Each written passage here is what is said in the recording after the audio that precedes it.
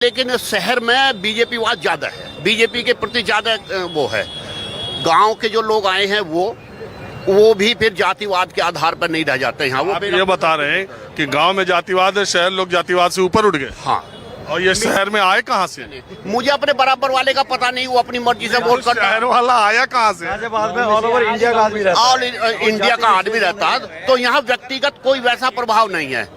गांव में भाई मैं उसे दूंगा, उसे देगा, वो उसे देगा, इसका प्रभाव। छोड़ दो, आप मुझे बताओ कि योगी मोदी की सरकार का जो ग्राफ है वो जनता में उसी तरह बना हुआ है, बढ़ा हुआ है या गिरा है? देखो, जो मोदी का या योगी का ग्राफ है वो बेसिकली कहीं डाउन नहीं हुआ है, मेरी अपनी सोच के मुताबिक। और जो हार जीत हुई है ये केवल कास्ट इज्म के सेटिंग पर हुई है। किसके? कास्ट इज्म के सेटिंग पर हुई है कि मान लिया यहाँ से त्यागी दे दिया तो जाट मिल गया तो ब्राह्मण हार गया, इसे दे दिया। ये केवल सिलेक्शन पर हुआ है, लेकिन इन दोनों के कार्य में मेरी अपने उसके मुताबिक कोई ऐसा नहीं है कि हम योगी को डिसबिलीव करें। ये जाति का कार्ड तो बीजेपी भी वैसे ही खेलती नहीं खेलती है, लेकिन इनके पुराने कैंडिडेट थे वो नहीं ले आए। ऐसा भी होता ना, कभी कभी पुराना पिट जाता, नया आ जाता है। जो समाजवादी पार्टी का आदमी। अरे किसी का कोई नहीं, यहाँ हम पूछ, एक बात सुनो, मैं पूछ के थोड़ी आया कौन कहाँ है। यहाँ तो मैं इसलिए आया कि एक शहर के 500-700 लोग एक जगह कहाँ, और सब गाजियाबाद शहर के रहने वाले, सब शहर के वोटर है। ध्यान है कि जो पहली सरकारें थी वहाँ जर्नल मेंटेलिटी क्रिमिनलिटी की थी, जर्नल सोच जो थे। अब वो नहीं, अब तो हम भी महसूस करते हैं फ्री हैं। अच्छा, अब अपराध की बात। हाँ, तो योगी के द्वारा अपराध को तो कम किया गया है, इसमें दो राय नहीं, और मेंटेलिटी भी चेंज हुई है, लेकिन अधिकारियों की रिश्वत बढ़ी है, भ्रष्टाचार बढ़ गया। हाँ, भ्रष्टाचार 2 गुना हो गया, क्योंकि एमएलए की आप सिफारिश नहीं लगा सकते, एमपी की सिफारिश नहीं लगा सकते, तो दरोगा जो करे वो करूंगा, मैं तो किसी के नहीं सुनता। पहले और सरकारों में कोई ना कोई सिफारिश कर देता था तो वो प्रभाव में थे, अब वो प्रभाव में नहीं है। अब अपने नए नए रास्ते ढूंढ रहे हैं कि हम कैसा पैसा कमाएं, चाहे वो तहसील हो, चाहे वो चकबंदी विभाग हो, या वो कोई और विभाग हो, खुली गर्दिया या थाने हो। बाबूजी एक मिनट, जो आप बात कह रहे हैं, एक मिनट। मोती सिंह भारतीय जनता पार्टी के एक वरिष्ठ नेता हैं, पहले की सरकार में मंत्री भी हैं।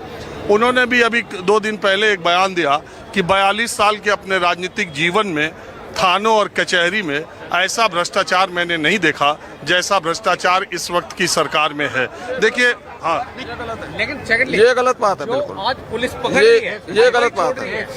केवल एक बात तो रही है, एक बात रही है, जो मैं वो कह रहा हूँ जो बीजेपी के नेता ने कहा, वो गलत कह रहे हैं, वो गलत कह रहे हैं। मान लिया आप सही कह रहे हैं। बिल्कुल, मैं वकील हूँ, यहाँ पे एडवोकेट हूँ। वो 42 साल से बीजेपी के नेता है, वो अपनी बात कह रहे हैं, आप अपनी कहिए, कोई बात नहीं। भ्रष्टाचार चरम सीमा पे पहुंचा है, इसमें कोई दो राय वाली बात नहीं है, जिसके कारण वोट बैंक कमजोर हुआ है। सिफारिश नेताओं की चलती नहीं, काम होते नहीं भारतीय जनता पार्टी कार्यकर्ताओं के। किसके दौरे जामे? केवल एक बात रही है, किसके दौरे जामे? भारतीय जनता पार्टी के वोटर हैं, सपोर्टर हैं। थानों में चलती नहीं, तहसील में चलती नहीं, बिना गांधी जी का कोई काम नहीं होता। एक ही कारण रहा है, जो हमारे जनप्रतिनिधि हैं, जो हमने एमएलए एमपी चुने हैं, उनकी अधिकारी नहीं मानते। केवल ये रही है। और ये ईमानदार इतने बड़े ईमानदार, अरे भाई हम तो अपने प्रतिनिधि थी तो कहेंगे, और उसके अधिकारी मानेगा नहीं। हमारे प्रतिनिधि की ना चल रही तो अपनी मनमर्जी का ये कमजोरी रही है, उसी वजह से ना हार भी मिली है। हाँ, ये बात। हाँ जी, आप बताओ, ये जो कहा जा रहा है कि गाजियाबाद में तो बीजेपी का गढ़ रहा है और बीजेपी की परंपरागत सीट रही है, हालांकि मैं ये नहीं मानता, क्योंकि पीछे के इलेक्शन आप देख लीजिए। अभी मुझे याद 2009 का ही लोकसभा कांग्रेस ने जीता, सुरेंद्र गोयल ने। उसके पहले वो विधानसभा जीते थे, बसपा भी जीत चुकी है, सपा भी जीत चुकी है।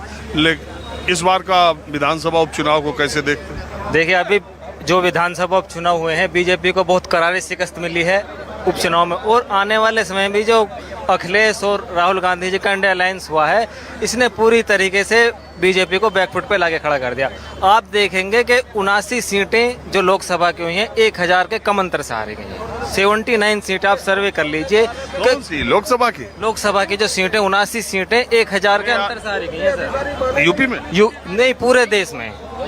यूपी में भी बहुत कम अंतर से कई सीटें आ रही हैं, जैसे अमरोहा बहुत कम अंतर से भाजपा सपा भी तो जीती है यूपी में, भी बड़े अंतर से बहुत जीती है। कम अंतर से। सर ग्राफ आप बनारस में देख ले, पिछली बार कितना ग्राफ था और अब की बार नरेंद्र मोदी खुद अपनी सीट से कितने कम अंतर से जीते, तो ग्राफ का तो भी अंदाजा लगा लीजिए। गाजियाबाद में खुद ही 5 लाख से जीतते थे 1.5 लाख पे आ गए। 1.5 लाख पे आ गए सर, तो ग्राफ तो वाकई में बीजेपी का गिर रहा है ना, जो इंडिया अलायंस है बहुत मजबूत होता जा रहा है। हाँ, कुछ कहना चाह रहे हैं? इसमें अगर यह है कि राजनीति जो जातिवाद की जो राजनीति है, ये राजनीति बंद होनी चाहिए। राजनीति जातिवाद की नहीं होनी चाहिए। जो राजनीति हो विकास की हो, कारोबार की हो, धंधे की हो, कोई नौकरी की हो।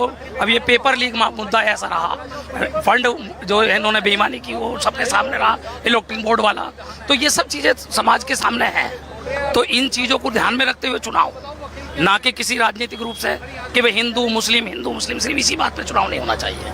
वो तो इसी पे रहा। हाँ, और ये होता आया है, जबकि ये नहीं होना चाहिए। जहाँ तक ये चुनावों की जो तरीके चलते आए हैं उन्हें बदलना पड़ेगा साहब।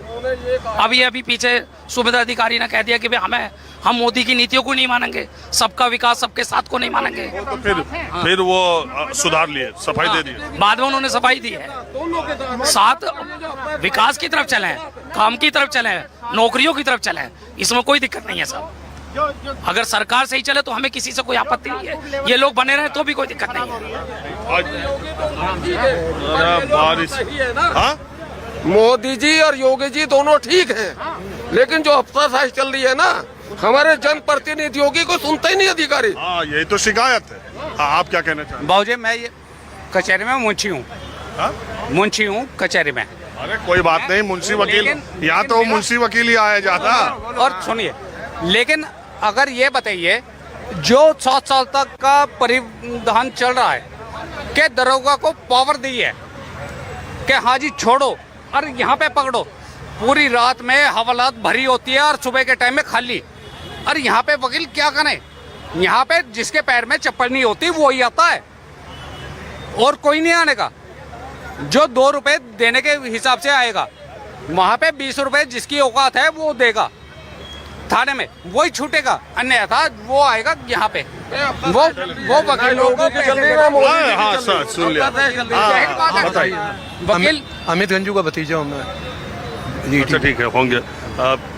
मैं तो लोगों नहीं, आप चलते हैं, आपका तो हम लोग रोज 24 चैनल देखते हैं, आपका सवाल पूछते हैं और बहुत अच्छे होते हैं। और सबसे बड़ी बात यह है कि सच का साथ है आपका, कोशिश करते हैं। हाँ, सच का साथ। सभी लोग ऐसा ही करते नहीं, सब नहीं करते, आपके चैनल छोड़िए हमारा। हाँ। अच्छा, हमारा और हमारे चैनल की तारीफ हमारे ही चैनल पे करते तो लगता है कि मैंने बुला के करवाया। ना ऐसा नहीं है। एडवोकेट देखिए, ये समाज पढ़ा लिखा है, ये कभी किसी के बिका हुआ नहीं है।